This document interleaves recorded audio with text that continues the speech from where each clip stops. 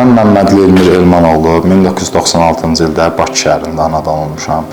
Özüm əslən Şuşalıyam, Şuşa şəhər qeydiyyatıyam və hal-hazırda da Şuşada yaşayıram.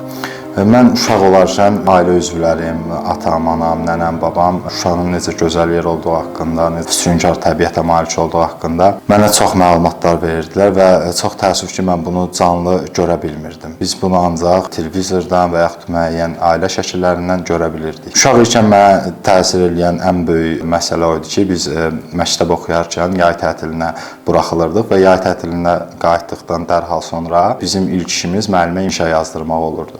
Hansı ki, bu inşada mənim sinif yoldaşlarım öz inşalarında qeyd edirdilər ki, biz bu il yay tətilin İsmayıllı rayonunda nənəmgildə keçirdik və yaxud Quba rayonunda babamgilə getdik və belə öz dincəlmələri haqqında məlumatlar yazırdı. Çox təəssüf ki, mən bunu eləyə bilmirdim. Eləyə bilməməyimin səbəbi də o idi ki, bizim torpaqlarımız işğal altındaydı və biz hamımız bir yerdə Bakıda məskunlaşmışdıq. Ona görə bizim üçün mənim özümə təsir edirdi bu məsələ. Və o dönəmlərdən də hər zaman ağlımda olub ki, inşallah bir gün, bir zaman gələcək ki, biz öz doğma torpaqlarımıza qayıdacağıq və orada yenidən yaşayacağıq, yaradacağıq. Minvalla elə oldu ki, 2020-ci ildə Vətən müharibəsinə 27 sentyabrında start verildi.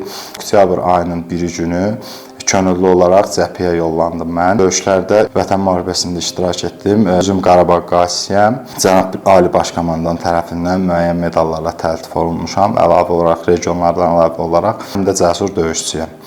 Bu günə çox şükür Allah şəhidlərimizə rəhmət eləsin, qazilərimizə və veteranlarımıza can sağlığı versin.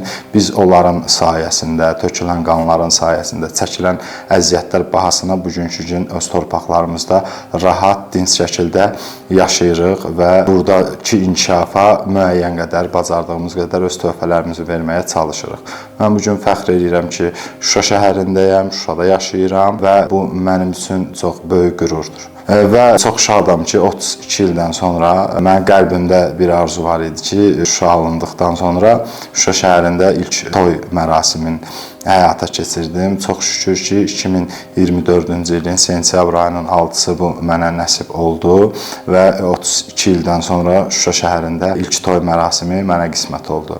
Və sonda yenə demək istəyirəm ki, Allah cəmi şəhidlərimizə rəhmət eləsin, şəhid ailələrinin, şəhid valideynlərinin, övladlarının qarşısında baş əyirib, biz bütün bu əziyyətin hər birinin tökülən qanlara, onların canlarına borcluyuq.